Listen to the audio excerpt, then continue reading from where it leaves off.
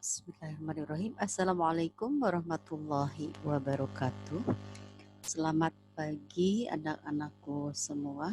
Mudah-mudahan di pagi hari ini kalian tetap berada dalam keadaan sehat walafiat.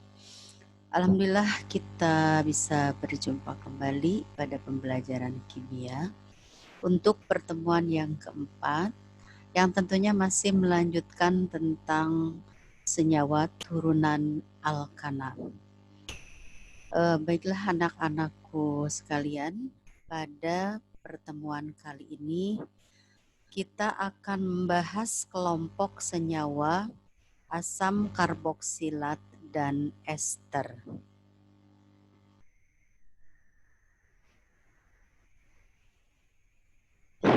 Nah, yang akan kita bahas pada pertemuan ini yaitu tentang tata nama, sifat-sifat, kegunaan, isomer, serta pembuatan asam karboksilat dan ester. Baik, kita akan bahas yang pertama yaitu asam karboksilat atau yang disebut juga dengan asam alkanoat. Nah, gugus fungsi dari asam karboksilat adalah RCOOH. Atau kalau kita jabarkan seperti ini, RC, O-nya rangkap 2, lalu ini OH. Rumus molekulnya adalah CnH2NO. Nah, bagaimana kita memberikan nama kepada asam karboksilat? Nah, karena dalam asam karboksilat itu terbagi atas dua bagian, ada yang lurus dan ada juga yang bercabang. Tentunya tata namanya pun akan berbeda. Nah, sekarang bagaimana kita akan memberikan nama untuk yang lurus. Nah, nama karboksilat diturunkan dari nama alkananya dengan mengganti akhiran A menjadi OAT dan diberi awalan asam. Lalu untuk rantai yang bercabang, pertama tentukan rantai induk atau rantai yang terpanjang yang mengandung gugus fungsi. Kemudian yang kedua berilah nomor diawali dari karbon yang terdapat pada gugus fungsi. Sehingga gugus fungsi itu selalu berada di nomor 1. Nah, rangkailah nama sesuai urutan berikut.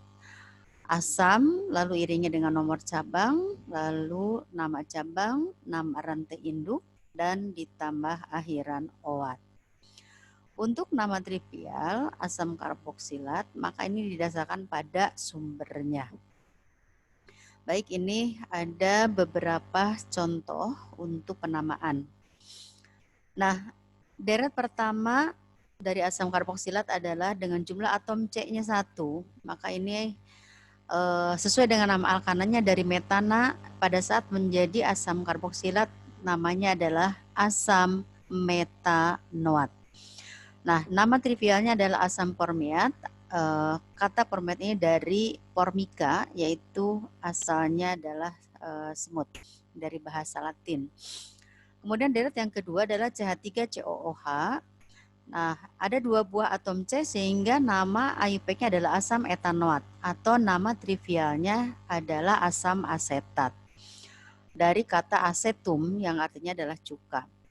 Yang ketiga yaitu CH3CH2COOH dengan jumlah atom C 3, maka namanya adalah asam propanoat atau nama trivialnya adalah asam propionat dari kata proto dan pion. Jadi proto itu pertama dan pion itu adalah lemak. Deret yang keempat dengan jumlah atom C-nya 4. Ini 1 ditambah 2 jadi 3 tambah 1 jadi 4. Nah, maka nama asam IUPAC, nama asam karboksilatnya adalah asam butanoat. Sedangkan nama trivialnya disebut dengan istilah asam butirat dari kata butirum yang artinya adalah mentega. Kemudian deret yang kelima dengan jumlah atom C-nya sebanyak 5 dari kata pentana, maka dalam asam karboksilat menjadi asam pentanoat atau istilah nama trivialnya adalah asam valerat, yaitu dari kata valere yang artinya adalah nama akar-akaran. Nah, sekarang kita akan bahas nama pada rantai yang bercabang. Contoh pertama, ini ada rantai yang bercabang dengan jumlah cabangnya ada 2 buah. Kemudian rantai utamanya ada 5 atom. Nah, pilihlah rantai induk yaitu yang terpanjang. Nah, karena ini ada 5, maka kita boleh memilih, boleh yang lurus 5 atau boleh kita ambil yang ke bawah, dari kanan ke bawah sebanyak 5 juga. Nah, Ibu di sini ambil yang lurus. Kita beri nomor diawali dari karbon yang ada pada gugus fungsi. Nah, sehingga nomor berarah dari kanan menuju ke kiri. Makanya di sini si cabang ada pada nomor 3 dan nomor 4. Bagaimana kita memberikan namanya? Nah, awali dengan kata asam, kemudian sebut nomor cabang itu berada, lalu nama alkanoatnya. Sehingga nama yang tepat untuk struktur ini adalah 3,4 dimetil karena cabangnya sama, pentanoat karena ada 5 atom C dalam rantai terpanjangnya. Nah, untuk penamaan lain bisa menggunakan simbol alfa, beta, dan gamma. Alfa itu untuk posisi karbon nomor 2, beta untuk 3, dan 4 itu simbolnya gamma. Sehingga nama 3,4 dimetilpentanoat bisa kita ganti atau bisa menggunakan nama lain yaitu asam beta, gamma, karena cabang ada di nomor 3, maka di sini beta, dan di nomor 4 maka dia sebagai gamma. Sehingga namanya adalah asam beta, gamma dimetilpentanoat. Nah, contoh berikutnya adalah contoh dengan satu gugus alkilnya atau cabangnya. Ini rantai terpanjangnya ada 4, lalu cabang ada di nomor 2, sehingga namanya adalah asam 2-metil butanoat atau asam alfa butanoat. Kita akan bahas sekarang sifat fisik daripada asam karboksilat. Nah, di antaranya yang pertama merupakan senyawa polar. Lalu yang kedua bersifat asam lemah, sehingga ini juga bisa dikatakan sebagai elektrolit. Kemudian memiliki titik idih yang tinggi karena di dalam asam karboksilat ini memiliki ikatan hidrogen. Kemudian senyawa dengan atom jumlah kecil yaitu dari C1 sampai C4 atau asam metanoat sampai asam butanoat ini mudah larut di dalam air, sedangkan dari C5 sampai C9 yaitu asam pentanoat sampai asam nonanoat sukar larut dalam air, dan yang jumlah C-nya lebih besar daripada 10 yaitu lebih dari asam dekanoat itu sifatnya tidak larut di dalam air. Sekarang sifat kimia dari asam karboksilat diantaranya adalah dapat bereaksi dengan alkohol menghasilkan ester atau ini yang disebut dengan istilah reaksi esterifikasi. Jadi contohnya ini asam etanoat ditambah etanol, maka nanti akan menghasilkan suatu kelompok ester yaitu etil asetat ditambah dengan air. Sifat berikutnya dapat dioksidasi menghasilkan CO2 dan H2O. Jadi jika asam karboksilat dioksidasi hasilnya adalah CO2 dan H2O. Ini contohnya asam etanoat dioksidasi. Kemudian dapat bereaksi dengan PX5, di mana X ini adalah unsur golongan 7. Jadi bisa F, bisa Cl, bisa Br, atau bisa I. Jadi di sini hasilnya adalah alkil di mana gugus fungsinya nanti akan digantikan oleh halida. Ditambah senyawa POCl3 dan ditambah HCl. Nah, pembuatan asam karboksilat. Nah, diantaranya adalah asam karboksilat itu dibuat dari oksidasi alkohol primer dengan menggunakan oksidator kuat. Lalu yang kedua, untuk asam formiat atau asam format dibuat dari reaksi antara gas karbon monoksida dengan air pada suhu dan tekanan tinggi menggunakan katalis oksida logam. Sedangkan untuk membuat asam asetat itu dari hidrasi asetilina atau etuna, ini kelompok alkuna, yang dioksidasi dengan menggunakan katalis raksa 2+ atau Hg2+. Nah, anak-anakku sekalian, sekarang kita akan bahas kegunaan asam karboksilat dalam kehidupan sehari-hari. Di antaranya adalah asam format atau asam formiat dengan rumus molekulnya adalah HCOOH. Ini digunakan untuk membasmi obat pembasmi hama. Kemudian untuk menggumpalkan getah karet atau lateks dan dipakai di industri penyamakan kulit. Yang kedua adalah asam asetat atau asam cuka dengan rumus molekulnya, rumus strukturnya CH3COOH. Ini dipakai untuk penambah rasa makanan. Tentunya ini bukan hal yang asing lagi karena kita sering menemukan asam cuka di dapur ataupun dalam penambahan bakso, empek-empek, asinan, dan sebagainya. Kemudian asam asetat ini dipakai juga sebagai pelarut. Sekarang asam sitrat ini suatu asam karboksilat yang memiliki gugus fungsinya lebih dari satu. Nah, ini diantaranya digunakan sebagai pengawet makanan. Serta asam stearat, yaitu asam karboksilat dengan suku tinggi, artinya jumlah C-nya banyak. Ini dipakai sebagai bahan untuk membuat lilin, membuat ester, dan membuat sabun. Nah, anak-anakku sekalian, sekarang kita akan membahas mengenai senyawa ester. Nah, ester ini disebut juga dengan sebutan alkil alkanoat. Gugus fungsinya adalah RCOOR, atau kalau kita jabarkan RC berikatan angka 2 dengan O, lalu O akan mengikat gugus alkil lagi.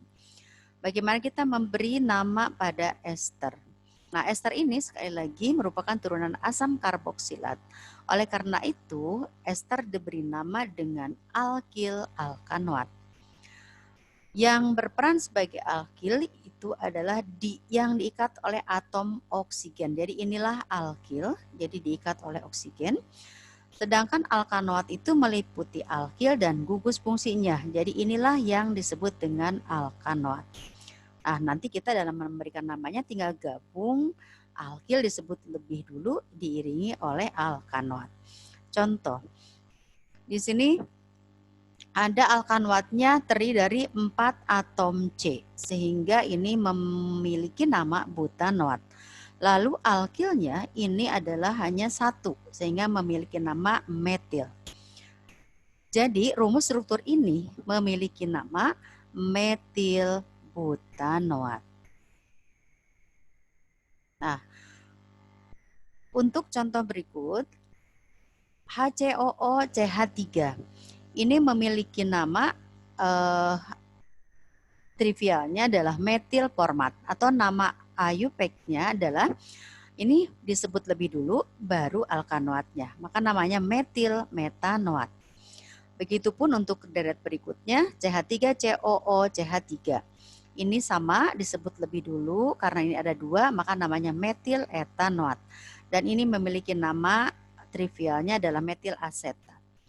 Berikutnya ini CH3, lalu ini CH3CH2COO. Nah, untuk memberi namanya sebut ini dulu, maka metil karena ini ada 3 buah sehingga kita gabung menjadi metil propanoat. Nah, ini nama trivialnya adalah metil propionat. Lalu berikutnya adalah di sebelah kiri ini, yang alkil ini ada 2 buah sehingga CH2, CH3 ini ada sebagai alkil etil. Lalu alkanoatnya ini hanya ada 1 C sehingga ini adalah format atau formiat. Maka pada penamaannya kita sebut ini dulu etil, karena ini hanya ada 1 maka etil metanoat. Atau istilah nama trivialnya adalah etil format. Nah, untuk yang terakhir di sini sama dengan yang keempat tadi, ini ada 2 buah, maka ini adalah etil. Lalu ini pun ternyata ada 2 buah juga, sehingga ini adalah etanoat. Maka namanya adalah etil etanoat atau istilah nama trivialnya etil asetat. Nah, kita akan bahas sekarang tentang sifat-sifat fisik dari ester. Nah, pertama, dia mudah menguap atau volatil. Yang kedua adalah sedikit larut dalam air. Lalu sifat berikutnya netral. Yang keempat, ini adalah semakin besar massa molekul relatifnya, maka titik idih semakin tinggi. Kemudian ester ini dapat mengalami reaksi sebagai berikut. Pertama adalah reaksi hidrolisis. Jadi ini adalah reaksi dengan air. Kalau ester dihidrolisis, ternyata dia menghasilkan asam karboksilat ditambah dengan alkohol. Jadi sebenarnya adalah hidrolisis ini adalah kebalikan dari reaksi esterifikasi. Kemudian jika ester dihidrolisis dengan basa kuat, ini menghasilkan suatu garam dan alkohol. Contohnya ini adalah esternya etil etanoat direaksikan dengan NaOH, maka hasilnya adalah garam natrium asetat ditambah etanol. Sifat-sifat kimia dari ester, pertama, reaksi dengan alkohol menghasilkan ester lain dan alkohol lain. Jadi kalau ester direaksikan dengan alkohol ternyata menghasilkan ester juga dan alkohol. Kemudian yang kedua dapat direduksi menghasilkan alkohol. Jadi kalau ester direaksikan dengan gas hidrogen, artinya direduksi, maka nanti hasilnya adalah alkohol. Lalu direaksikan dengan reaksi Griggs-Nars, maka nanti akan menghasilkan alkohol juga. Nah, itulah sifat-sifat dari ester. Sekarang kita akan bahas tentang pembuatan ester. Ester dibuat dari reaksi asam karboksilat dengan alkohol. Nah, reaksi inilah yang disebut dengan istilah esterifikasi. Jadi secara umum alkohol ditambah ini adalah asam karboksilat ditambah alkohol, hasilnya adalah ester ditambah air. Contoh, ini adalah asam asetat atau CH3COOH ditambah propanol, hasilnya adalah propil asetat ditambah H2O atau tambah air. Nah, untuk apa ester dalam kehidupan sehari-hari?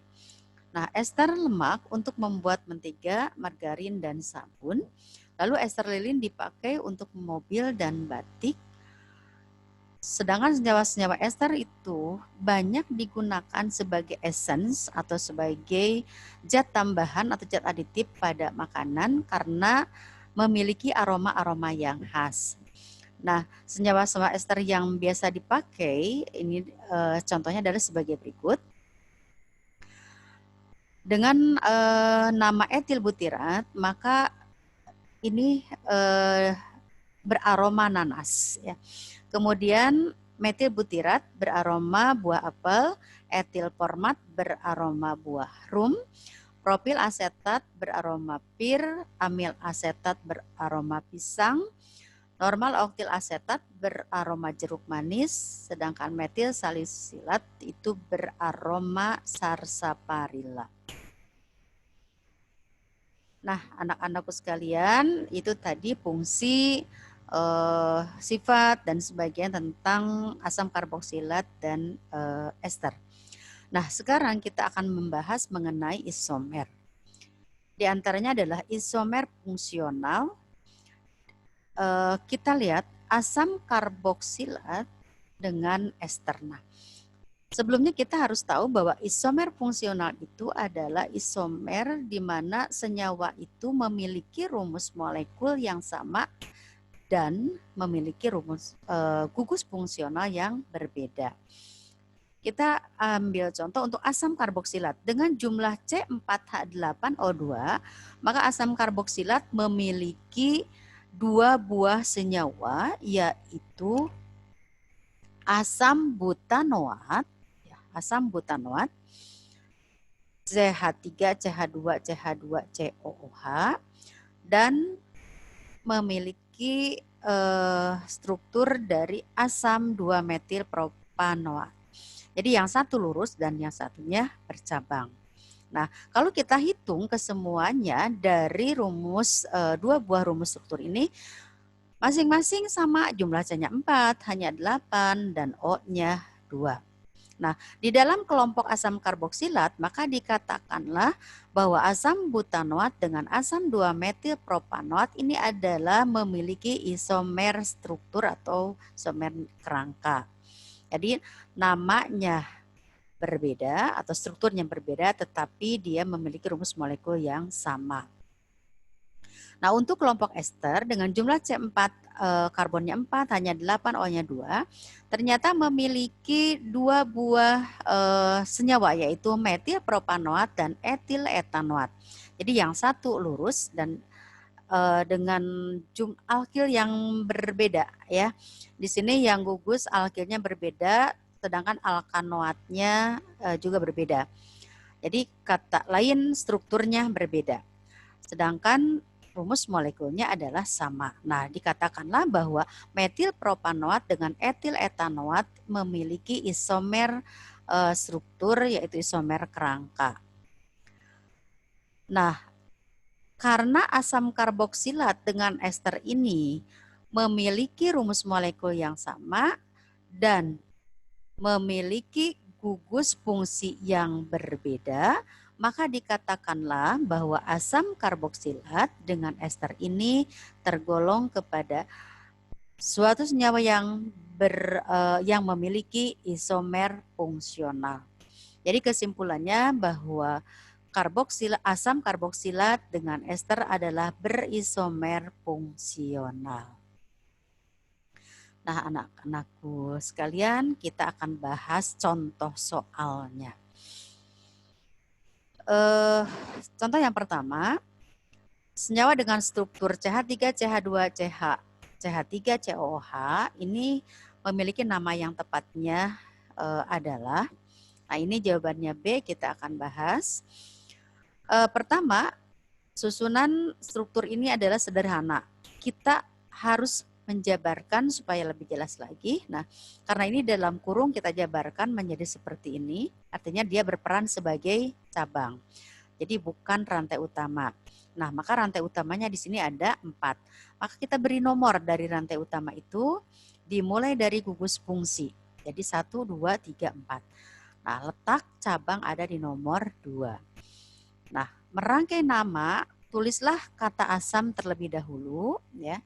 Karena ini ada 4, maka nama alkanoatnya butanoat. Lalu kita gabung sekarang menjadi asam, ini nomor 2 ada metil, asam 2 metil butanoat. Sehingga kenapa jawabannya itu adalah B. Contoh soal berikutnya. Rumus yang tepat untuk asam 2,3 dimetil butanoat. Nah, ini jawabannya A. Mari kita bahas. Nah, kita mau menuliskan rumus struktur. Pertama lihat nama alkanoatnya. Berarti inilah nama untuk rantai terpanjangnya. Butanoat berarti ada 4. Sehingga kita buat kerangkanya seperti ini. Ada 4 buah berikut dengan gugus fungsi. Lalu berilah nomor ya dari ujung sebelah kanan, tentunya dari gugus fungsi 1, 2, 3, 4. Lihatlah ada angka berapa di nama tersebut. Ternyata ada angka 2 dan 3. Ada apa di angka 2 dan 3? Ada metil. Jadi kita letakkan metil di nomor 2 dan di nomor 3. Langkah terakhir tentunya kita lengkapi atom H. Nah, kita sekarang sudah memiliki rumus struktur dari asam 2,3 dimetil butanoat. Nah, tetapi kalau kita lihat dari option ini tidak ada yang dijabarkan seperti ini. Nah, maka kita singkat sekarang atau kita sederhanakan. Yang ditandai merah ini artinya CH3 ini ada 2 kali, maka kita singkat menjadi CH3 2 kali C. Nah, jadi jawaban yang tepatnya ini adalah di A. Jadi CH ini mengikat 2 buah CH3 sehingga kita kasih kurung angka 2 lalu CH dan yang di tengah ini nanti kita simpan juga di dalam kurung. Sehingga di nomor 2 ini ada CH3. Lalu gugus fungsinya COOH. Makanya jawabannya ini adalah A. Nah, contoh yang terakhir, Nama untuk CH3, CH2, CO, O, CH, 2, CH3. Yang tepat ini yang mana? Kenapa jawabannya adalah B? Nah, ingat bahwa ini adalah ester. Jadi terdiri dari alkil, alkanoat. Jadi kita harus cari dulu siapa yang bertindak sebagai alkil dan siapa yang bertindak sebagai alkanoatnya. Nah, alkitud adalah yang diikat oleh O. Nah, inilah alkilnya karena ada 2 buah, maka ini namanya adalah etil. Lalu alkanoatnya terdiri dari 3 atom C, maka ini adalah nama alkanoatnya propanoat. Sehingga kita tinggal menggabung untuk memberi namanya alkil alkanoat, sehingga etil kita gabung dengan propanoat. Maka jawaban yang tepatnya adalah B. Nah, demikianlah anak-anakku sekalian yang bisa Ibu sampaikan materi hari ini. Mudah-mudahan kalian bisa memahaminya dan silakan nanti kerjakan soal-soalnya. Mohon maaf bila ada kesalahan. Mudah-mudahan bermanfaat. Sekian, Ibu akhiri dengan wassalamualaikum warahmatullahi wabarakatuh.